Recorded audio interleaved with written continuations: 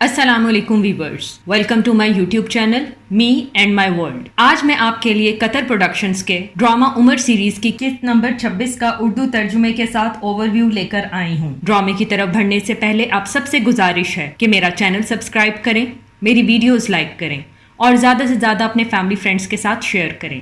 شکریہ۔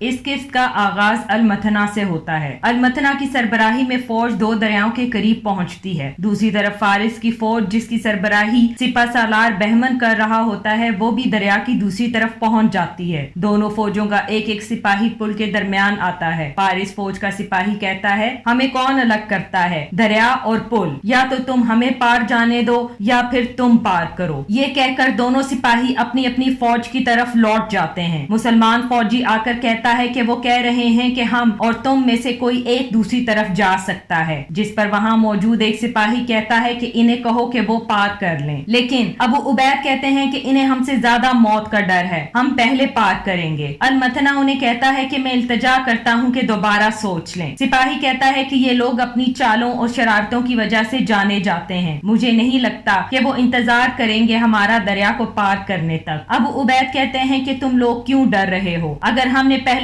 سے پار نہ کیا تو وہ سمجھیں گے کہ ہم کمزور ہیں اور وہ ان کی آدھی جیت ہوگی۔ میں نے اپنا ذہن بنا لیا ہے، اس لیے تم میرے حکم کی تعمیل کرو۔ یہ کہہ کر ابو عبید اپنی فوج کے ساتھ پل پار کرنے لگتے ہیں۔ ابھی وہ آدھے تک ہی پہنچے ہوتے ہیں کہ دوسری طرف سے دشمن تیر پھینکنے لگتے ہیں، جس کی وجہ سے بہت سے سپاہی مارے جاتے ہیں۔ اتنے میں ہاتھی بھی آ جاتے ہیں۔ ہاتھی دیکھ کر بہت سے مسلمان سپاہی بھاگ جاتے ہیں۔ ابو عبید انہیں کہتے ہیں کہ مت ڈرو، آگے بڑھو، لیکن وہ بھاگنے کی کوشش کرتے ہیں۔ یہ دیکھ کر المتھنہ پریشان ہو جاتے ہیں جو دریا کی دوسری طرف موجود ہوتے ہیں۔ اسی اثنا میں ابو عبید آگے بڑھتے ہیں، لیکن جیسے ہی وہ ہاتھی کے قریب پہنچتے ہیں اپنے گھوڑے سے گر جاتے ہیں اور ہاتھی کے پیر رکھنے کی وجہ سے شہید ہو جاتے ہیں۔ اس منظر میں سپہ سالار بہمن اس جیت کی خبر لے کر ملکہ بران کے دربار میں آتا ہے، جہاں فیروزان کہتا ہے کہ یقیناً ہم پل پر جنگ جیت گئے ہیں، لیکن ہمارے 6000 آدمی قتل ہو گئے۔ 6000 قتل ہونے کے باوجود مسلمان پل کی دوسری طرف براجمان ہیں، تو پھر کیا ہوگا جب ہم ان سے کھلے میدان میں لڑیں گے، یا اگر انہوں نے دوبارہ پل کو پار نہ کرنے کا انتخاب کیا تب ہم کیا کریں گے، تو پھر اس کے بعد کیا ہوگا؟ کیونکہ سپہ سالار بہمن فوج کی بڑی تعداد کے ساتھ المدائن واپس آئے، جبکہ یہ مسلمانوں کا تعاقب کر سکتے تھے جو بہت ہی زیادہ کمزور تھے۔ اس نے صرف ایک حصہ فوج کا جبان اور مردان شاہ کے ساتھ بھیجا کہ وہ ان کا تعاقب کرے۔ وہ کم تھے،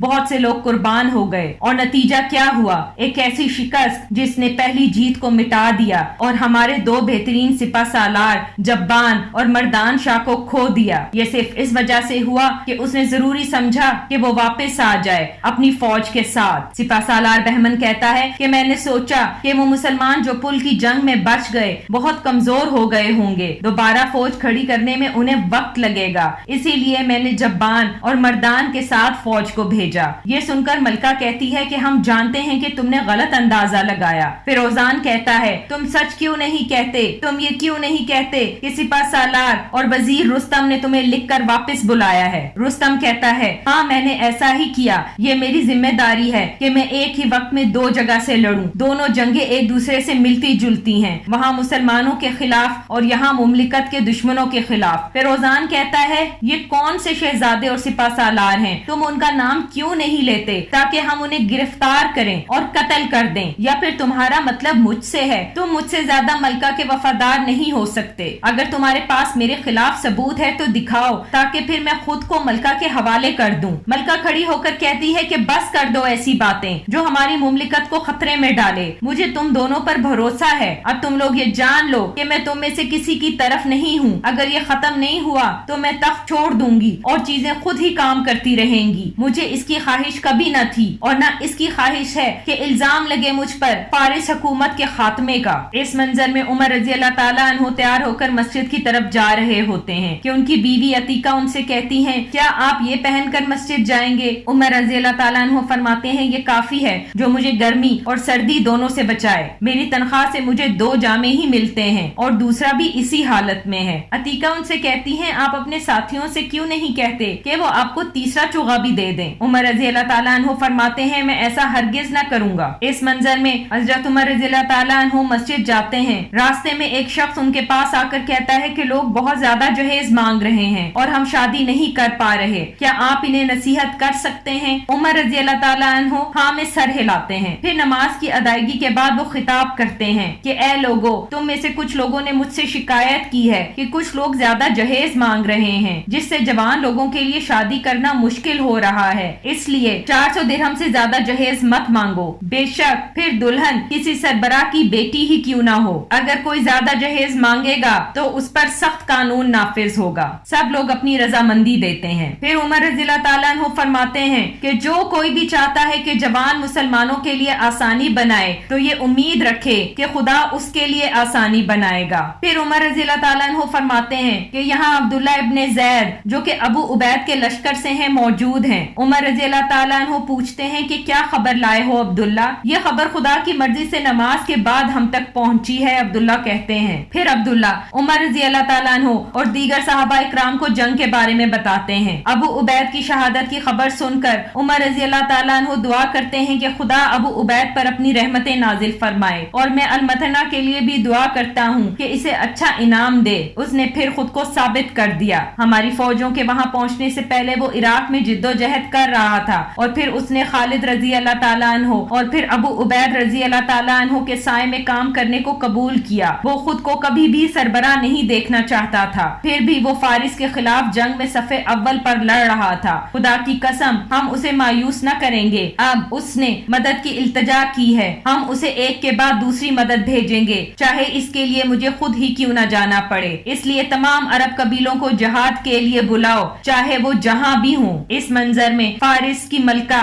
اپنے وزیروں سے کہتی ہے کہ میں مان لیتی ہوں کہ میں 10 سال تک حکومت کروں گی، پھر ہم کوشش کریں گے کہ خسرو پرویز کے بچ جانے والے خاندان جو غائب ہو گئے ہیں انہیں ڈھونڈیں۔ مجھے پتا چلا ہے کہ ان بچ جانے والوں میں سے ایک خسرو پرویز کا پوتا ہے جس کا نام یزدگرد ہے، اس کی ماں اس کے ساتھ بھاگنے میں کامیاب ہو گئی، وہ شہریار کا بیٹا ہے، وہ استخر میں چھپے ہوئے ہیں۔ میں نے فیصلہ کیا ہے کہ 10 سال کا انتظار نہیں کروں گی، مجھ پر واضح ہو گیا ہے کہ یہ سپہ سالار اور عوام تب تک مکمل متحد نہیں ہوں گے جب تک وہ خسرو کے بچ جانے والے خاندان کے ایک مضبوط آدمی کے سائے تلے نہ ہوں۔ اس معاملے میں وہ کبھی بھی امید نہیں کریں گے کہ مجھ جیسی کوئی عورت معاملات سنبھالے۔ اگر خسرو کا تخت ایک ایسے شخص جو حقیقی طور پر دعوے دار ہے اس کے قبضے میں رہے، پھر یہ لوگ اپنے معاملات کو آسانی سے حل کریں گے۔ پھر سیڑھیوں پر بیٹھ کر کہتی ہے کہ میں نے کوشش کی اور مجھے فارس کی قسمت اور اس کے بادشاہ کی وراثت کے علاوہ کسی چیز میں دلچسپی نہیں، میں اپنی پوری کوشش کے ساتھ معاملات حل کر رہی ہوں۔ یہاں سے بہت دور مسلمانوں کے دارالخلافہ میں ان کے بہترین بادشاہ ہیں جسے وہ خلیفہ کہتے ہیں جو معاملات کو حل کرتے ہیں۔ میرا اب یہ ماننا ہے کہ انہوں نے مجھے شکست دے دی ہے، پھر یہی بہتر ہے کہ میں پیچھے ہٹ جاؤں اور ماضی کو بھول جاؤں۔ میری خواہش ہے کہ میں اس شخص کو اپنی آنکھوں سے دیکھوں جس نے مجھے شکست دی، تاکہ جان سکوں وہ کس قسم کا شخص ہے۔ میں یہ جاننا چاہتی ہوں کہ کیا اس کے سپاہی اور سپہ سالار اس کی وجہ سے جیتنے کے قابل ہیں یا وہ ان کی وجہ سے جیتنے کے قابل ہیں، یا ان کی جیت ان سب کی وجہ سے ہے۔ اس منظر میں عمر رضی اللہ تعالیٰ عنہ پیدل جا رہے ہوتے ہیں، وہاں سے ایک بچہ اپنے گدھے پر سوار ہو کر جا رہا ہوتا ہے۔ امیر المومنین اس بچے سے پوچھتے ہیں کیا تم مجھے اپنے ساتھ لے کر چلو گے؟ وہ بچہ اپنے گدھے سے اتر کر امیر المومنین کو کہتا ہے آپ بیٹھیں، میں چلتا ہوں۔ امیر المومنین کہتے ہیں کہ نہیں، ہم دونوں بیٹھتے ہیں اور گدھے پر ہی چلتے ہیں۔ وہ بچہ ویسا ہی کرتا ہے۔ کچھ دور جا کر عمر رضی اللہ تعالیٰ عنہ اسے رکنے کا کہتے ہیں۔ وہاں اونٹوں کی رکھوالی کرنے والا آتا ہے، انہیں سلام کرتا ہے۔ عمر رضی اللہ تعالیٰ عنہ سلام کا جواب دیتے ہیں اور کہتے ہیں میں یہاں صدقے کے اونٹوں اور زمین کو دیکھنے آیا تھا، کیسا چل رہا ہے؟ رکھوالی کرنے والا کہتا ہے کہ جیسے آپ نے ہدایت کی تھی ہم نے کسی کو بھی اونٹوں کے ساتھ یہاں آنے اور چرنے کے لیے نہیں روکا۔ عمر رضی اللہ تعالیٰ عنہ سوال کرتے ہیں کہ لوگوں کے درمیان کوئی فرق کیا؟ رکھوالی کرنے والا کہتا ہے کہ یہاں سب چرنے اور پانی دینے میں برابر ہیں۔ عمر رضی اللہ تعالیٰ عنہ کہتے ہیں کہ یہ صحیح طریقہ ہے، یہ جگہ سب مسلمانوں کی ہے، کیا یہ کافی ہے صدقہ اور لوگوں کے اونٹوں کو سنبھالنے کے لیے؟ رکھوالی کرنے والا جواب دیتا ہے کہ یہاں ہم نے پانی کے لیے باری رکھی ہوئی ہے، اگر صدقے کے اونٹوں اور لوگوں میں اضافہ ہوتا رہا تو پھر میدان ان سب کے لیے چھوٹا ہو جائے گا۔ عمر رضی اللہ تعالیٰ عنہ پاس کی زمین کی طرف اشارہ کرتے ہوئے پوچھتے ہیں کہ یہ زمین کس کی ہے؟ رکھوالی کرنے والا کہتا ہے کہ یہ زمین بلال ابن حارث کی ہے، یہ حضور اکرم صلی اللہ علیہ وآلہ وسلم نے انہیں دی تھی۔ عمر رضی اللہ تعالیٰ عنہ کہتے ہیں تو پھر اس کو زندہ کیوں نہیں کیا گیا؟ رکھوالی کرنے والا کہتا ہے یہ بہت وسیع ہے، بلال نے ایک حصہ حاصل کیا ہے کیونکہ وہ باقی حصوں کو سنبھال نہیں سکتا۔ عمر رضی اللہ تعالیٰ عنہ فرماتے ہیں کہ اسے ڈھونڈو اور میرے پاس بھیجو۔ بلال ابن حارث مسجد میں آتے ہیں اور سلام کرتے ہیں، وہاں موجود تمام لوگ سلام کا جواب دیتے ہیں۔ بلال کہتے ہیں کہ آپ نے میرے لیے کسی کو بھیجا تھا؟ عمر رضی اللہ تعالیٰ عنہ بلال کو بیٹھنے کے لیے کہتے ہیں اور کہتے ہیں یہ زمین کے بارے میں ہے جو تمہیں رسول خدا صلی اللہ علیہ وآلہ وسلم نے دی تھی جب تم نے فریاد کی تھی کہ وہ یہ تمہیں دے دیں۔ بلال کہتا ہے اس کے بارے میں کیا؟ عمر رضی اللہ تعالیٰ عنہ فرماتے ہیں کہ میں نے دیکھا کہ تم نے اس زمین کو پھر سے زندہ نہیں کیا۔ بلال کہتا ہے ہاں یہ سچ ہے، وہ بہت وسیع ہے۔ عمر رضی اللہ تعالیٰ عنہ فرماتے ہیں تو پھر غور کرو، جس کو تم استعمال کر سکتے ہو اسے اپنے پاس رکھو اور جسے نہیں کر سکتے اسے واپس کر دو تاکہ ہم اسے دوسرے مسلمانوں میں تقسیم کر دیں۔ بلال کہتا ہے میں ایسا ہرگز نہ کروں گا، وہ چیز جو مجھے رسول خدا صلی اللہ علیہ وآلہ وسلم نے دی ہے وہ میں کسی کو نہ دوں گا۔ عمر رضی اللہ تعالیٰ عنہ فرماتے ہیں کہ تم جانتے ہو کہ حضور اکرم صلی اللہ علیہ وآلہ وسلم کبھی کسی کی فریاد نہیں ٹھکراتے تھے، انہوں نے یہ تمہیں دی اس لیے تم دعوے دار ہو، لیکن تمہیں دینی چاہیے تاکہ تم غریب خاندان کے لیے اناج کا بندوبست کر سکو۔ کیا زکوٰۃ غریب اور مستحق لوگوں کو دی نہیں جاتی؟ یہی مقصد ہے، تم اس سے کچھ نہیں کما رہے ہو اور نہ ہی دوسروں کو فائدہ پہنچا رہے ہو۔ پھر وہاں موجود لوگوں سے کہتے ہیں اگر میں ناانصافی کر رہا ہوں تو میری صلاح کرو۔ سب لوگ کہتے ہیں خدا کی قسم آپ انصاف کر رہے ہیں۔ عمر رضی اللہ تعالیٰ عنہ فرماتے ہیں میں تم پر اس کے لیے زور دیتا ہوں، بس معاملہ طے ہو گیا، تم اتنی ہی زمین رکھو گے جتنی کہ تم سنبھال سکتے ہو، باقی زمین ہم دوسرے مسلمانوں میں تقسیم کر دیں گے۔ اس منظر میں عمر راستے میں کچھ بچوں کو دیکھتے ہیں جو پتھر پھینک کر کھجوریں توڑ رہے ہوتے ہیں۔ جب عمر رضی اللہ تعالیٰ عنہ قریب آتے ہیں تو ان میں سے سارے بھاگ جاتے ہیں سوائے ایک بچے کے جو دور کھڑا کھجوریں اکٹھی کر رہا ہوتا ہے۔ بچہ جب انہیں دیکھتا ہے تو ان کے پاس آتا ہے اور کہتا ہے امیر المومنین خدا کی قسم یہ طوفان کی وجہ سے گرنے والی کھجوریں ہیں۔ عمر رضی اللہ تعالیٰ عنہ جب کھجور کو دیکھتے ہیں تو کہتے ہیں کہ تم نے مجھ سے جھوٹ نہیں بولا، تمہارا کیا نام ہے؟ بچہ کہتا ہے سنان ابن سلمہ البدیل۔ عمر رضی اللہ تعالیٰ عنہ فرماتے ہیں کہ میرے ساتھ چلو، میں تمہیں گھر چھوڑ دیتا ہوں۔ پھر راستے میں دریافت کرنے سے پتا چلتا ہے کہ بچے کا والد عراق میں فوج کے ساتھ ہے۔ عمر رضی اللہ تعالیٰ عنہ سوچتے ہیں کیسے امیر المومنین اپنے تمام موضوعات کو یاد رکھے گا۔ پھر بچے کے گھر پہنچنے پر کہتے ہیں کہ اپنی امی کو کہو کہ دروازے پر آئیں، میں ان سے کچھ بات کرنا چاہتا ہوں۔ وہ بچہ دروازے پر دستک دیتا ہے، بچے کی والدہ باہر آتی ہیں اور کہتی ہیں امیر المومنین کیا میرے بیٹے نے برا برتاؤ کیا؟ عمر رضی اللہ تعالیٰ عنہ فرماتے ہیں نہیں، تم نے اسے اچھی تربیت دی ہے، مجھے ابھی پتا چلا ہے کہ تمہارا شوہر دور ہے، تم کیسے سب سنبھال رہی ہو، کیا تمہیں کسی چیز کی ضرورت ہے؟ عورت کہتی ہے کہ ہم ٹھیک ہیں امیر المومنین، ہماری تنخواہ باقاعدگی سے آتی ہے خدا کی فضل سے، اور جیسے امیر المومنین چیزوں کو تقسیم کرتے ہیں۔ عمر رضی اللہ تعالیٰ عنہ فرماتے ہیں بہن میں خود کو انحصار کرنے والوں کا باپ سمجھتا ہوں، مجھے نفرت ہے ان سے جو اس عورت کے ساتھ جس کا شوہر جہاد پر ہو کوئی دھوکہ دے جب وہ بازار جائیں۔ جو کوئی بھی کوئی چیز خریدنا چاہتا ہے وہ میرے ساتھ اپنا کوئی بچہ یا کوئی کام کرنے والا بھیج دے، میں ان کو وہ چیزیں خرید کر دوں گا، کیا تمہیں کسی چیز کی ضرورت ہے؟ پھر عمر رضی اللہ تعالیٰ عنہ کچھ بچوں کو لے کر بازار آتے ہیں، وہاں انہیں بازار کی نگران شفا مل جاتی ہے جو انہیں سلام کہتی ہے۔ عمر رضی اللہ تعالیٰ عنہ سلام کا جواب دے کر کہتے ہیں تم نے بازار کے لوگوں کو کیسا پایا؟ شفا کہتی ہے شفا بنت عبداللہ نگران ہو اور عمر ابن الخطاب امیر المومنین تو کوئی بھی چوری کرنے کی جرت نہیں کر سکتا۔ میں نے آپ کو ہمیشہ کی طرح ان عورتوں کے بچوں کے ساتھ دیکھا جن کے شوہر جنگ پر ہیں، کیسا رہے گا اگر یہ کام ہم آپس میں تقسیم کر لیں؟ میں کچھ کو سنبھال لیتی ہوں اور باقی کو آپ سنبھال لیں، اس طرح ہم ان کو چیزیں خرید کر دیں گے اور آپ کا زیادہ وقت بھی ضائع نہ ہوگا۔ عمر رضی اللہ تعالیٰ عنہ ان کی رائے سے متفق ہو کر بچوں سے پوچھتے ہیں کہ تم میں سے کون شفا کے پاس جائے گا اور کون میرے ساتھ رہے گا؟ سب بچے کہتے ہیں کہ ہم امیر المومنین کے ساتھ رہیں گے۔ شفا کہتی ہے کیا تم لوگ میرے ساتھ نہیں رہنا چاہتے؟ اور پھر عمر رضی اللہ تعالیٰ عنہ سے مخاطب ہو کر کہتی ہے یہ سب اور آپ امیر المومنین جو لوگ کہتے ہیں کہ آپ کتنے سخت اور خوفناک ہیں۔ عمر رضی اللہ تعالیٰ عنہ مسکراتے ہیں اور کہتے ہیں کہ تم بھی یقیناً شامل ہوگی ان لوگوں میں جو کہتے ہیں کہ عمر کتنا سخت ہے۔ شفا کہتی ہے یہ آپ کی رائے ہے اور مجھے اس پر یقین نہیں۔ یہ کہہ کر شفا وہاں سے چلی جاتی ہے۔ اس منظر میں ایک عورت عمر رضی اللہ تعالیٰ عنہ کے پاس آ کر کہتی ہے کہ میں آپ کو کچھ کہنا چاہتی ہوں، میں بھی باقی لوگوں کی طرح آپ ہی کا موضوع ہوں۔ عمر رضی اللہ تعالیٰ عنہ پوچھتے ہیں کیا کہنا چاہتی ہو؟ عورت کہتی ہے میں نے ایک قرضہ خرچ کیا ہے اور میں ابھی تک قرضہ چکا نہیں پائی، قرض خواہ مجھ پر زور دے رہا ہے۔ عمر رضی اللہ تعالیٰ عنہ پوچھتے ہیں کتنا واجب الادا ہے؟ عورت جواباً کہتی ہے 100 درہم جو میں نے اپنی بیٹی کی شادی کے لیے خرچ کیے۔ عمر رضی اللہ تعالیٰ عنہ کی نظر عورت کے گلے میں موجود سلیب پر پڑتی ہے اور پھر وہ فرماتے ہیں تمہاری درخواست پوری ہوگی انشاءاللہ، لیکن کیا میں پوچھ سکتا ہوں کہ وہ کیا چیز ہے جو تمہیں اسلام قبول کرنے سے روک رہی ہے؟ عورت کہتی ہے کہ میں ایک بوڑھی عورت ہوں، میری زندگی بس تھوڑی سی ہی رہ گئی ہے۔ عمر فرماتے ہیں جیسے تمہاری مرضی۔ یہ کہہ کر عمر رضی اللہ تعالیٰ عنہ چلنے لگتے ہیں اور پھر راستے میں کہتے ہیں لا حول ولا قوت الا باللہ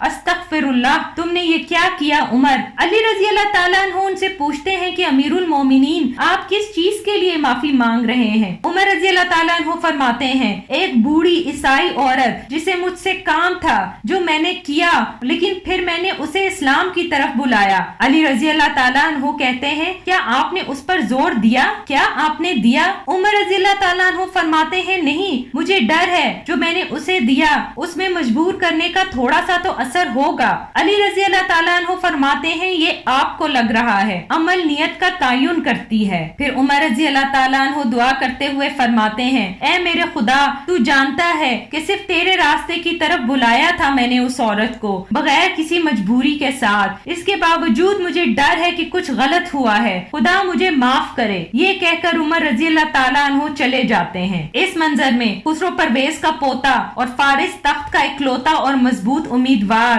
یزدگرد بازار میں ایک عورت کے پیچھے گھوم رہا ہوتا ہے۔ وہ عورت اسے ہٹنے کا کہتی ہے پر وہ نہیں مانتا۔ عورت اپنے محافظوں کو اشارہ کرتی ہے اور اس کے محافظ یزدگرد کو پکڑ لیتے ہیں اور کہتے ہیں کہ حکم دے مالکن اس کے ساتھ کیا کیا جائے۔ وہ عورت اپنے محافظوں کو حکم دیتی ہے کہ اسے میری نظروں سے دور کر دو، مگر خیال رکھنا اسے کوئی تکلیف نہ ہو۔ اتنے میں فارس فوج کے کچھ سپاہی آ جاتے ہیں اور کہتے ہیں رکو، کسی نے بھی اگر بادشاہ کو ہاتھ لگایا تو وہ سزا کا مستحق ہوگا۔ یزدگرد یہ سن کر حیران ہو جاتا ہے۔ پھر محافظ اسے لے کر فارس آ جاتے ہیں، تمام لوگ اس کا استقبال کرتے ہیں اور محل لے جا کر اسے تاج پہنا کر فارس کے تخت پر بٹھایا جاتا ہے۔ اس منظر میں امیر المومنین راستے سے گزر رہے ہوتے ہیں تو وہاں کچھ مسافروں نے خیمہ لگایا ہوتا ہے۔ عمر رضی اللہ تعالیٰ عنہ وہاں ایک عورت کو سلام کرتے ہیں اور پوچھتے ہیں کیا میں آ جاؤں؟ جس پر وہ عورت کہتی ہے خیر سے آئے ہو تو آ جاؤ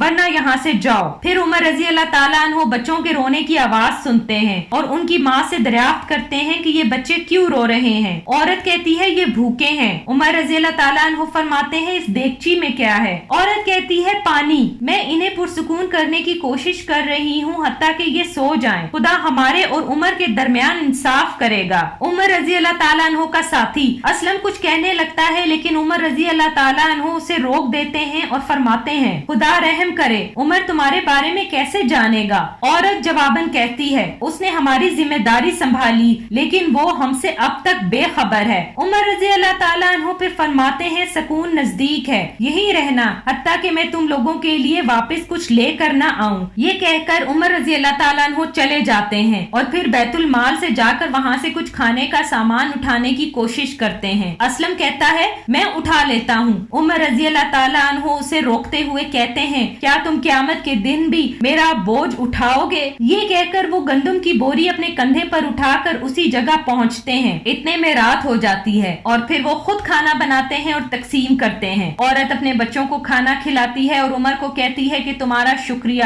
تم امیر المومنین سے زیادہ بہتر ہو۔ عمر رضی اللہ تعالیٰ عنہ فرماتے ہیں جو اچھا ہو وہی کہو، کل جاؤ اور امیر المومنین کو ملو اور تم مجھے وہیں پاؤ گی اور وہ تمہیں خدا کی مرضی سے جو ہوا وہ دیں گے انشاءاللہ۔ پھر عمر رضی اللہ تعالیٰ عنہ وہاں سے چلے جاتے ہیں۔ اس کے ساتھ ہی اس قسط کا اختتام ہوتا ہے۔ آخر میں آپ سب سے گزارش ہے کہ میرا چینل سبسکرائب کریں، میری ویڈیوز لائک کریں اور زیادہ سے زیادہ اپنے فیملی فرینڈز کے ساتھ شیئر کریں۔ اگلی قسط تک کے لیے اپنا خیال رکھیں۔ شکریہ۔